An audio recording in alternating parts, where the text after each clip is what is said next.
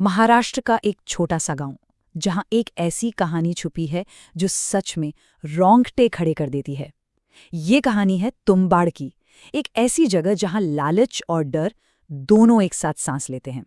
कहा जाता है कि तुम्बाड़ पड़ना देवताओं का श्राप है। लेकिन सवाल तो ये उठता है कि आखिर ऐसा क्या हुआ था, क्या गलती हुई थी कि एक पूरा का पूरा गांव इस श्राप की जद में आ गया। तो चलिए इस रहस्य की परतें खोलना शुरू करते हैं। सबसे पहले जानते हैं उस श्राप के बारे में, वो श्राप जिसने इस गांव को हमेशा हमेशा के लिए बारिश में डुबो दिया। तुम्बाड़ के लोगों से आप कह सकते हैं कि एक बहुत बड़ी बल्कि जानलेवा गलती हो गई।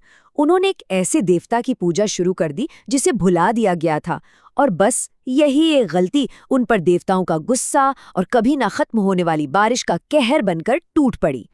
लेकिन बात सिर्फ गांव वालों की गलती की नहीं है। इस श्राप के पीछे ना एक और कहानी छुपी है, एक ऐसे देवता की कहानी जिसका लालच खुद उसका सबसे बड़ा दुश्मन बन बैठा। इस कहानी का जो मेन कैरेक्टर है वो है हस्तर, समृद्धि की देवी का पहला बेटा। सोचिए, उसके पास सब कुछ था, सोना भी, फसलें भी, लेकिन उसका लालच उसे एक बिल्कुल अलग ही रास्ते पे ले गया। हुआ यूं कि हस्तर का लालच बढ़ता ही चला गया।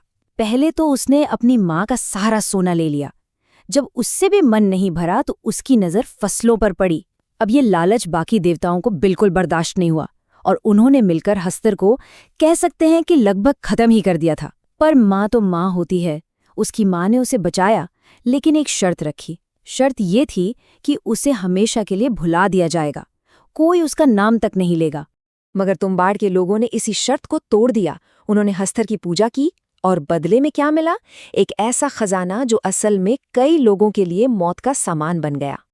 अब कहानी में एक नया मोड़ आता है। एंट्री होती है एक पुजारी की, जिसका लालच इतना बढ़ जाता है कि वो उस श्राप को ही चुनौती देने निकल पड़ता है। नाम था उसका गिरीश, एक ऐसा पुजारी जिसे छिपे हुए सोने के सपनों ने बिल्कुल अंधा कर दिया था, और उसने अकेले ही उस बंद मंदिर में जाने का फैसला कर लिया। वही मंदिर जहां से आज तक कोई लौटकर वापस नहीं आया। और अब कहानी उस मोड़ पर पहुंचती है जहां डर अपनी हदें पार कर देगा। गिरीश अंधेरे में कदम रखता है और एक ऐसा खौफनाक सच उसका इंतजार कर रहा होता है जिसकी उसने कल्पना भी नहीं की थी। जैसे ही दरवाजा खुला, मौत की एक ठंडी लहर और सड़न की तेज गंध ने उसका स्वागत किया। अंदर बस घुप अंधेरा था और एक डरावनी खामोशी। दिए की वो कांपती हुई रोशनी में वो जैसे जैसे आगे बढ़ा, उसका दिल बैठता गया। पहले तो उसका पैर एक इंसानी खोपड़ी से टकराया, फिर नजर दीवारों पर गई जहां पेड़ की जड़ों में कई लाशें फंसी हुई थी, और तभी एक जानवर के गुर्राने की आवाज गूंजी।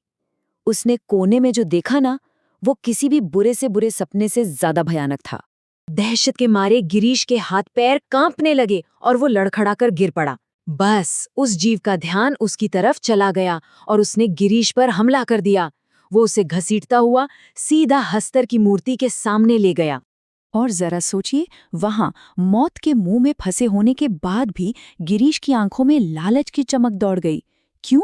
क्योंकि मूर्ति के ठीक नीचे सोने से लबालब भरे बर्तन रखे थे।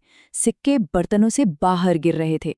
लेकिन जैसे ही उसने सोने को छुआ, जैसे ही अपना थैला भरना शुरू किया, पूरा का पूरा मंदिर जोर जोर से हिलने लगा। ऐसा लगा मानो उसने किसी सोए हुए राक्षस को जगा दिया हो।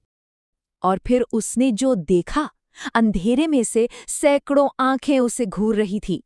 जलती हुई मशाले लिए भूतों की एक पूरी सेना चीखते हुए उसी की तरफ दौड़ रही थी।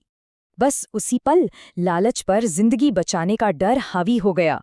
उसने सोने का थैला वहीं फेंका और अपनी जान बचाने के लिए बेतहाशा भागा। गिरीश मंदिर से भाग तो निकला, लेकिन उसकी जिंदगी हमेशा के लिए तबाह हो गई। देखते हैं कि उसे अपने इस लालच की आखिर क्या कीमत चुकानी पड़ी। देखिए, भागते भागते उसके शरीर में आग लग चुकी थी। बाहर जो जोरदार बारिश हो रही थी उसने आग तो बुझा दी, पर तब तक वो बुरी तरह जल चुका था।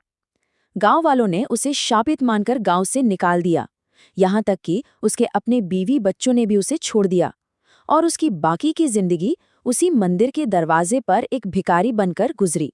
उसकी बाकी की पूरी जिंदगी बस एक ही चेतावनी देते हुए बीती, एक ऐसी चेतावनी जो कहते हैं कि आज भी तुम्बाड़ के हवाओं में गूंजती है, अंदर मत जाना।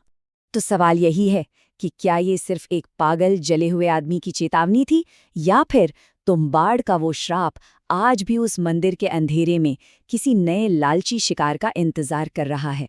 इसका जवाब शायद किसी के पास नहीं है।